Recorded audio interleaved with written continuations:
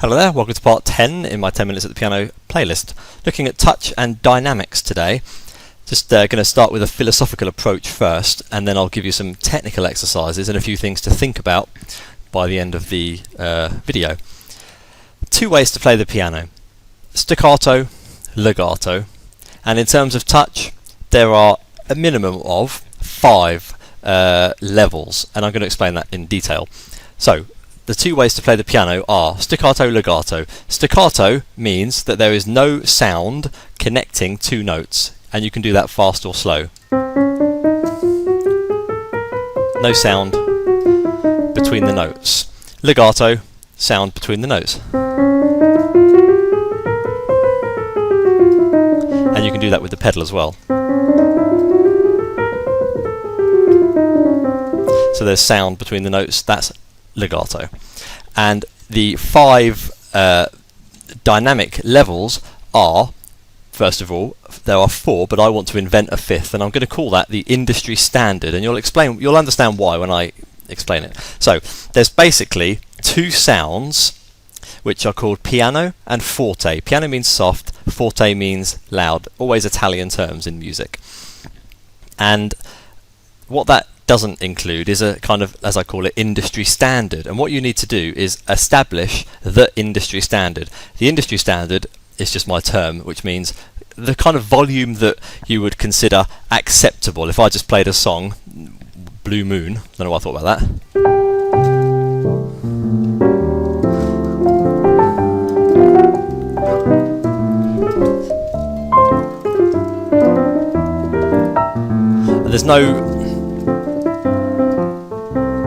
I'm not playing it too loud, I'm not playing it too soft. It's just a kind of middle sound, and I'm just calling that the industry standard. In other words, if I told you how fast do you drive at 30 miles an hour, well, there's no answer. You drive at 30 miles an hour, which is the same as how everyone else drives at 30 miles an hour. It's that kind of thing. How long do your seconds last? Well, they 10 seconds for you lasts as long as it does for me. So there's a kind of industry standard which you have to acquire, and that's the first thing that you must do. I recently wrote an article, at the time of recording, link in the video and below, on finding from chaos to order. And at the moment, it's probably a big chaos in your mind. You have all these different dynamic levels, and you can play staccato and legato. It's just one big mess. So all I'm doing in this video is tidying that up for you and giving you a few technical exercises to work on it. So let's just tidy it up. Basically, you've got, as I say, staccato, legato. That's no space between the notes, and space between the notes, and no space between the notes. Staccato, legato. Fine. No matter which one you play, you can either play from that industry standard, which you must work towards. I don't know how many decibels it would be, but let's just call it 50. The industry standard, let's say, is just 50 whatevers. And you can either add 10% to that, or you can play softer and quieter by 10%. You can play louder or softer by 20%, and of course all the ranges in between, and they all have Italian terms. So I'll give you the one which means moderately soft and moderately loud, and that simply means you take the word piano and the word forte and you add the word mezzo, which is M-E-Z-Z-O. So mezzo piano would be moderately soft, mezzo forte moderately loud, and then you can there are other words, pianissimo and all these things. You can find those. I'll put a link below. To the Wikipedia page where you can find a huge list of the Italian terms for dynamics. It's there somewhere. So that's what you need to basically play with those 5. So the industry standard, and then let's say forte, mezzo forte, piano, mezzo piano. So slightly and a lot, and then you have even more and even more. So what you want to do first of all is establish that middle ground, that industry standard, and that's going to be done with the first exercise using the chromatic scale, and both of your hands, of course. You don't have 5 fingers and 5 fingers, you have 10 fingers which are all equally able, so you're going to do all the exercises with a combination of all 10 fingers, and you really must spend time doing this, because what you're practicing here is what will take place when you're actually playing real pieces of music. There's a nice saying which is simply, to achieve the great things, master the small things, and that's what we're doing right here, mastering these small things, touch and dynamics. They will be used in pieces that you play, even if you compose or even if you improvise. So the first exercise is with both hands, any finger you want, chromatically. Now the way I do chromatics is thumb on beginning on C, for example. Doesn't matter where you start, but when I'm playing it from anywhere, I will eventually end up with my thumb on C, my middle finger plays the black notes, so to speak, and then my index finger will play the F. And I say so to speak on the black notes because there are no black and white notes. A video here explaining what that means with an article. So I will go thumb, middle finger, thumb, and then the index on the double white notes. Middle thumb, index on the double white notes. And that's how my chromatic, even going down, it's the same.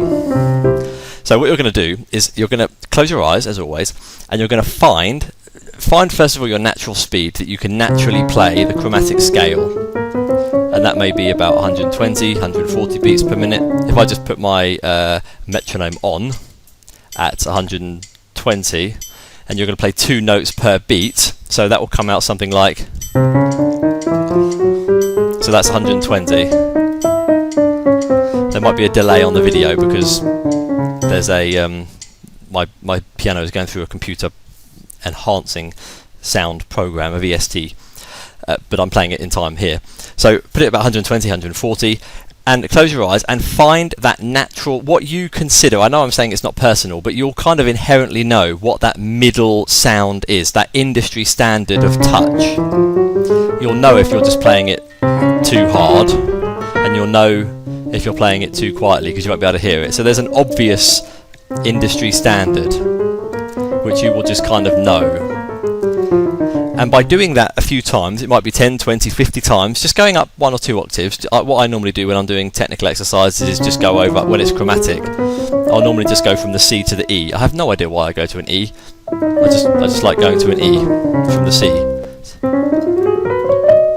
up to the E.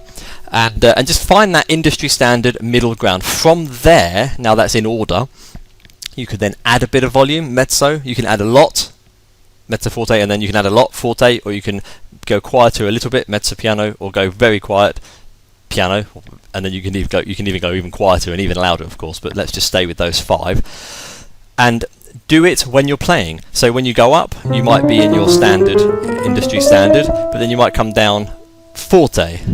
So you might let me do it without talking. So that's louder, that's forte, let's say. And then I might go down to the opposite end, to piano from that. So I'll go down forte, and then I'll come up really quietly. And then I might go up 1 level to mezzo piano, which is not quite industry standard, it's just a bit more than very quiet. So I'll go down quietly, piano, then I'll go up a bit louder. I hope the changes come through the video, and then I'll go to the industry standard, which is about here for me, so it's a bit more quieter, and then I can go really quiet, where I'm almost not touching the notes. Now, there are many books written, I've looked over the years and recently, about how to attain touch. And touch is something which is a very personal affair. By that I mean, some people will play with their arms, some people will play with their wrists. I use my fingers. If you can generally sit with a relatively straight arm, but with the fingers below the wrist and the wrist below the elbow, even just by a millimetre or 2, what you're doing is kind of allowing that channel of energy coming from your shoulders and your back to be unperturbed. It is unblocked, and that's going to give you a very fluid style of playing, which will mean that you have a nice touch. And like I say, it's different for everybody, but do try to at least aim for that kind of thing. Another exercise to deal with that is to do 2 things.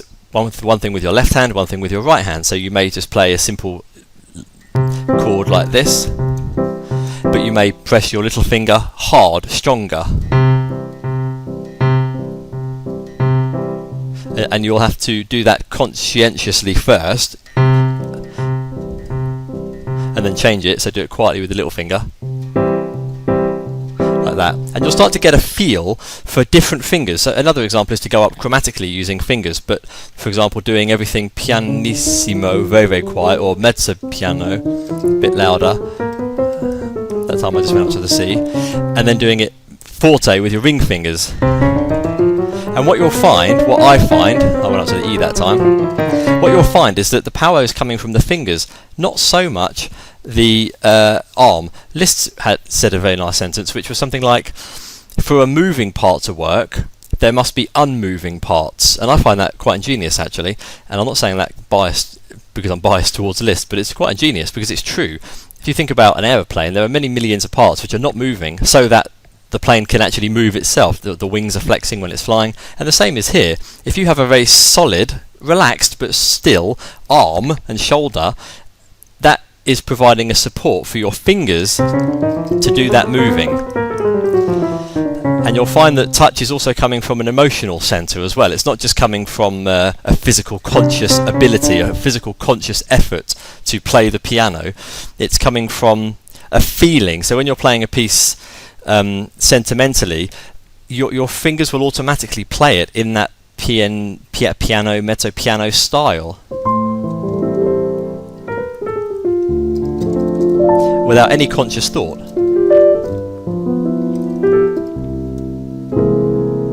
You see? So there's no conscious thought in me doing that. Run over a bit of time now, but hopefully that's given you something to think about, so that you can find your industry standard, or the industry standard, and then add some volume again, take some volume off, take a bit of volume off, and understand how your fingers are kind of inherently able, with the power that they have inherently, to achieve these differences in dynamic without your conscious involvement. And as always, do exercises with your eyes closed. Thank you very much for watching. Comments below, subscriptions, likes, welcome, and all that. Have a look at my blog, and see you in part 11. All the best, and bye for now.